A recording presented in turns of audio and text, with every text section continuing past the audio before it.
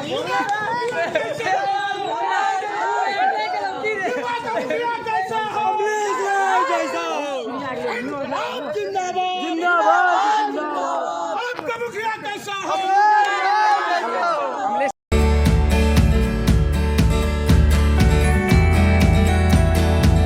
video is sponsored by Khagendra Vaibhav hospital, जहां हो कान, नाक और गले का बेहतर इलाज, in association with doctor Roshan Kumar, ENT specialist.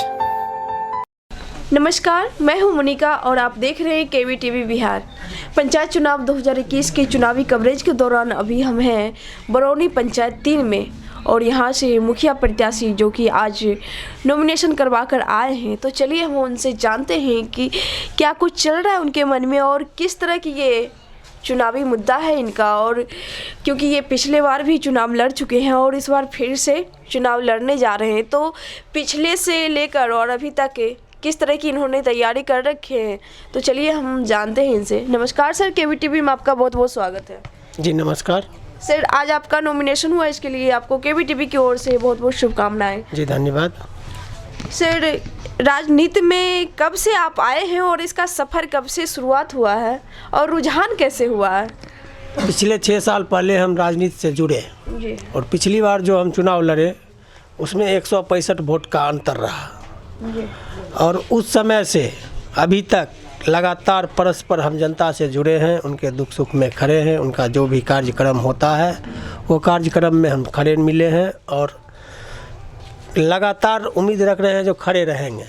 जी जी। तो पिछली बार असफलता हाथ लगी, लेकिन फिर भी आप जनता के बीच सेवा कर रहे हैं, तो ये आप प्रेरित कहाँ से हुए हैं? प्रेरित जनता को देखते हुए हमको ही लगा, जनता बहुत परेशान नज़र आ रही थी। जो जनता हमसे बहुत सारा, चूँकि अगले का चुनाव में हम जाते थे वोट मांगने के लिए, बहुत सारा वादा करके जनता को वोट दिलवाते थे अगला प्रत्याशी को, और वहाँ वो खड़े नहीं उतरे। बाद में शिकवा शिकायत हमसे हुआ, हम कहे ठीक है चलिए हम लड़ते हैं, स्वतः लड़ेंगे अब चुनाव। और पिछली बार चुनाव हम लड़े और जनता हमको पूर्ण सहानुभूति तौर पे 1617 वोट दिया और जिसमें हम थोड़ा वोट से असफल रहे। और असफल होने के बाद भी हम जनता के बीच गए। चुनावी घोषणा के बाद, पिछले बार जो चुनावी घोषणा हुआ यानी गिनती के बाद, हम जनता से मिले जा कर के, हम घर नहीं आए, हम डायरेक्ट जनता से जा कर के मिले और जनता हमको प्रोत्साहन दिया, जाइए ठीक से फिर से तैयारी कीजिए और हम लोग आपके साथ हैं। और वो उस टाइम जो बोले थे वो अभी झलक रहा है, वो हमारे साथ परस्पर खड़े हैं। जी। जी। तो विगत 5 वर्षों से आप निरंतर जनता के बीच हैं जी। उनके हर सुख दुख में साथ हैं, तो अभी किस तरह की परेशानी आपके जनता के बीच है? अभी तो फिलहाल 5 साल में जनता का कोई कार्यक्रम हुआ ही नहीं। रोड और बहुत सारा इंदिरा आवास हुआ, जिसमें कहा जाए 20,000 25,000 पूर्ण मनमानी से घूसखोरी चला है, जी।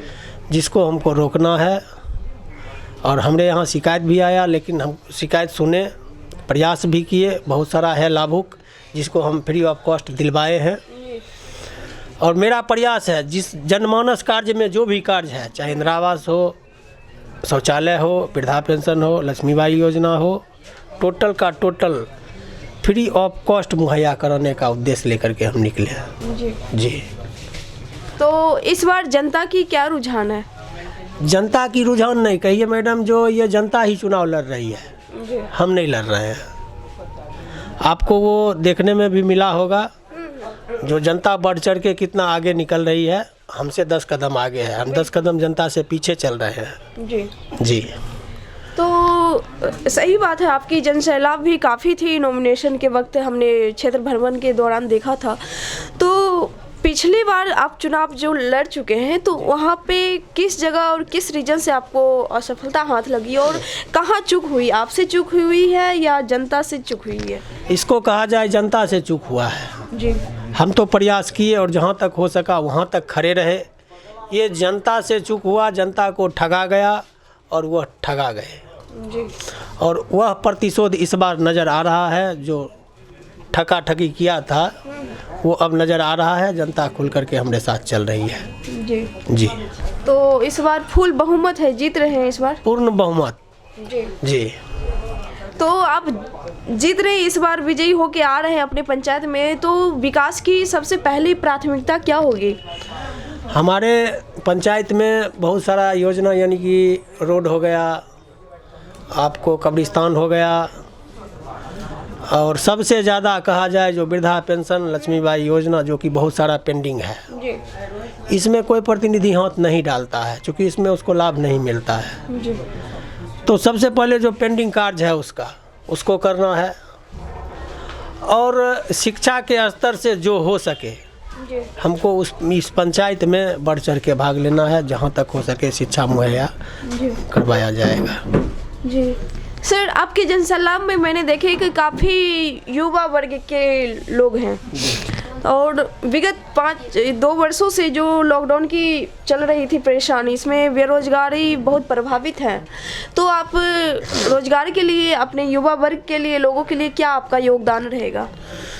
देखिए, एक प्रतिनिधि यानी मुखिया प्रत्याशी के अंतर्गत जो भी कार्यक्रम अगर हमसे संभव होगा युवा के लिए हम करेंगे। जी जी सर, जैसा कि अभी आपने बताया कि हमारे क्षेत्र में, यानी कि आपके पंचायत में जो ये घूसखोरी भ्रष्टाचारी चल रही है, इंदिरा आवास के तहत जो 20-25 हज़ार लिया जाता है, जो कि काफ़ी दयनीय स्थिति है, क्योंकि इस वजह से बहुत ऐसे गरीब तबके के लोग होते हैं जिनका घर पूरा नहीं हो पाता है, बीच में अटक के रह जाता है।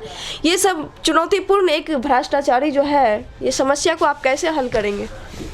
इस समस्या को हल का क्या करना है, इसमें तो ज़बरदस्ती ले रहे हैं वो, जो कि उनका शेयर नहीं बन रहा है वहाँ पे ज़बरदस्ती उंगली डाल रहे हैं। उनको कमाने के लिए बहुत सारा फंड है, वहाँ पर कमाए, कोई दिक्कत नहीं है, लेकिन जनमानस का पैसा वो क्यों ले रहे हैं?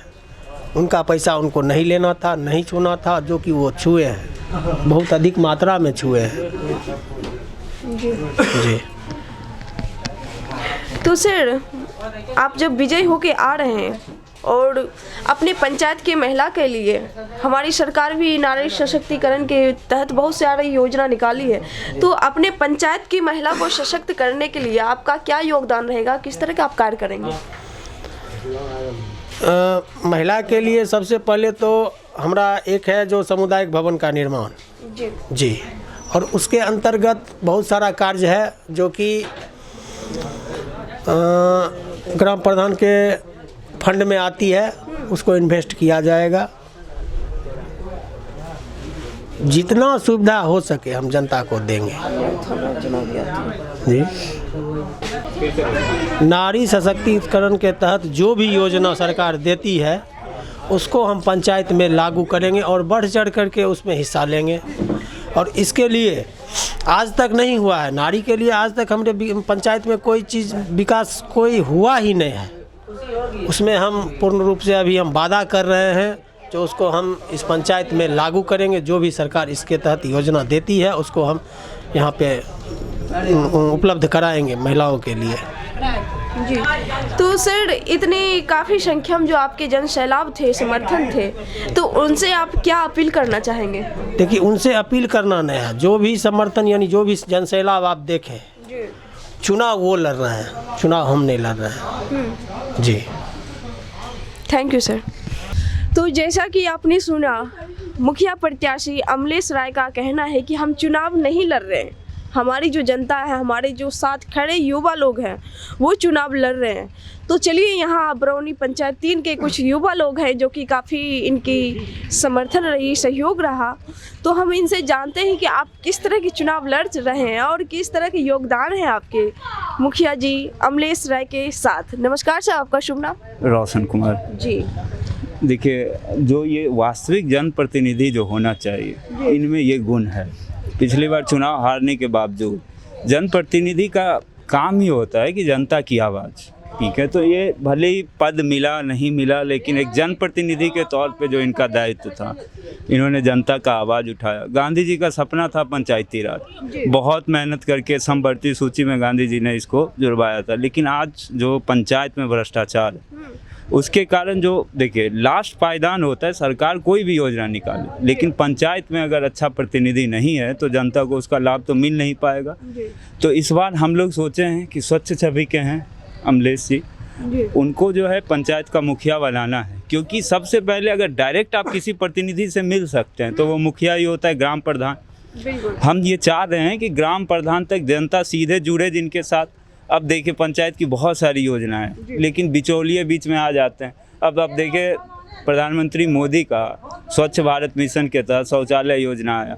अब पैसा तो जनता का ही है, हम लोग टैक्स में पैसा दे रहे हैं, पैसा आ ही रहा है, लेकिन क्या हो रहा है कि शौचालय के नाम पे मान लीजिए लूट मचा हुआ है। अब जिसको आवश्यकता नहीं है उसको दिया जा रहा है, जो जेन्युइन लाभुक हैं उनको नहीं मिल रहा है।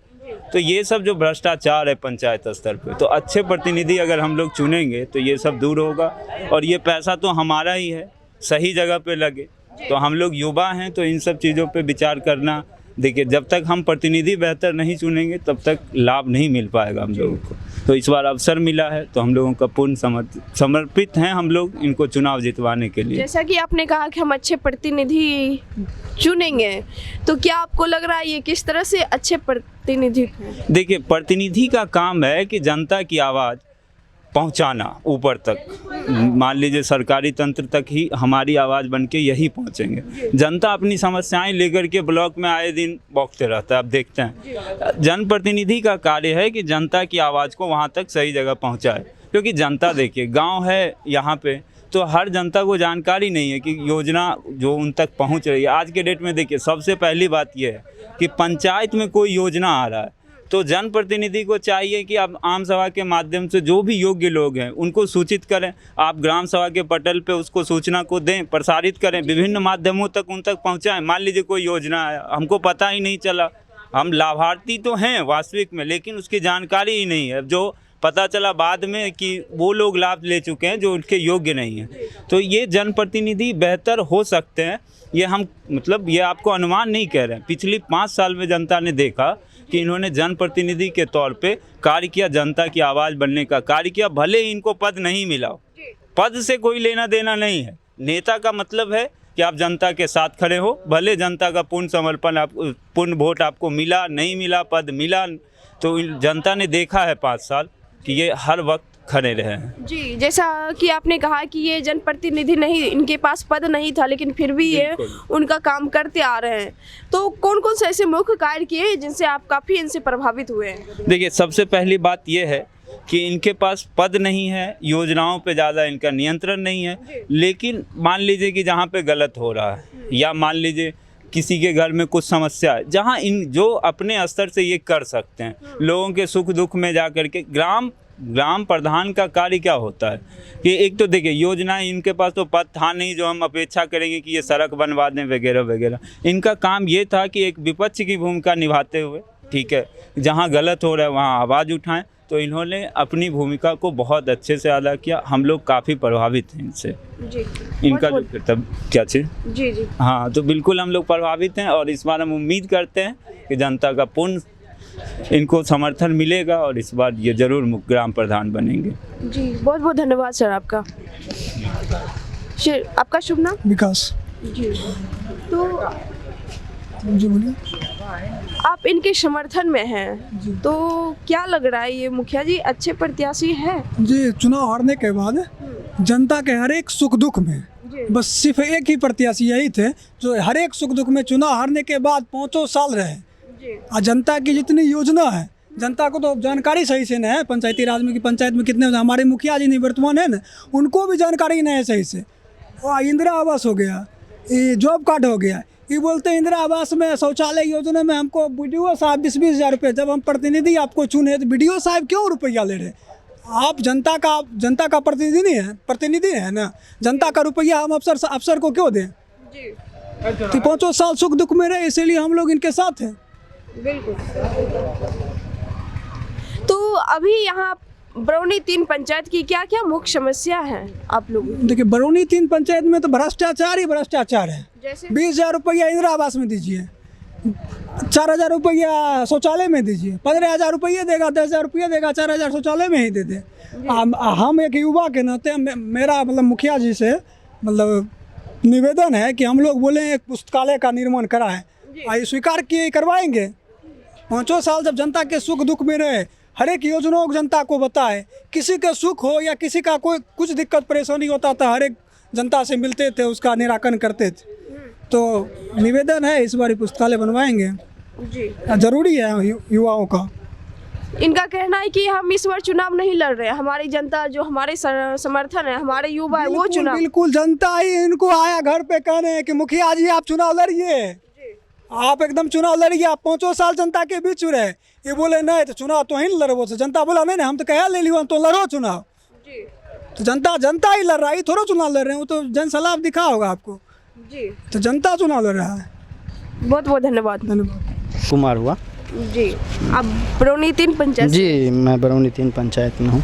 तो आप किन के समर्थन में है और किस तरह के प्रत्याशी को इस बार देखना चाह रहे हैं मुखिया में?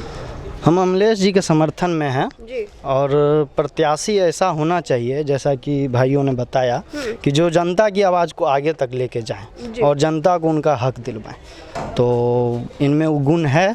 जी। और हमको लगता है कि आप अमलेश जी जनता के आशाओं पे खड़े उतरेंगे, इसलिए हम इनके साथ। तो क्या लग रहा है इस बार परिवर्तन सुनिश्चित है? जी, परिवर्तन सुनिश्चित है जी। क्योंकि जनता उब चुकी है और जनता परिवर्तन खुद चाह रही है। जैसा कि आप यहाँ पे आए तो आपको देख के लगा ही होगा, तो जनता खुद परिवर्तन कर रही है इस बार। जी। जी, बहुत बहुत धन्यवाद सर आपका। जैसा कि अभी आपने देखा, यहाँ के युवाओं का कहना है, यहाँ की महिलाएं, बुजुर्ग, हर एक तबके के, हर एक वर्ग के लोगों का कहना है कि यहाँ पर अब चाहिए तो सिर्फ सब परिवर्तन चाहिए, बस एक नए चेहरा देखना चाहते हैं और नए चेहरे के रूप में एक अमलेश कुमार राय जी जो कि मुखिया प्रत्याशी हैं उनको देखना चाह रहे हैं। तो आगे जनता के हाथ में है, वो क्या चाहती है, किस तरह के प्रत्याशी का चुनाव करती है। आप सभी लोगों से मेरा अपील है कि आप जब भी अपना मत का उपयोग करें तो हमेशा सोच समझ के और एक अच्छे प्रत्याशी का चुनाव करें जो आपके लायक हो। ऐसा नहीं कि आज आपके साथ आ गए वोट मांगने के लिए लेकिन कल के डेट में आपको उनके पीछे पड़ना पड़े। तो कभी भी हमेशा सोच समझ के अपने मत का उपयोग करें और बिल्कुल स्वतंत्र होकर करें।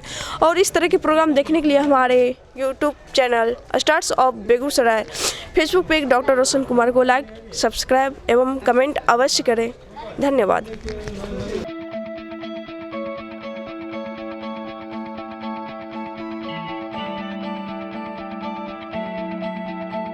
Is what you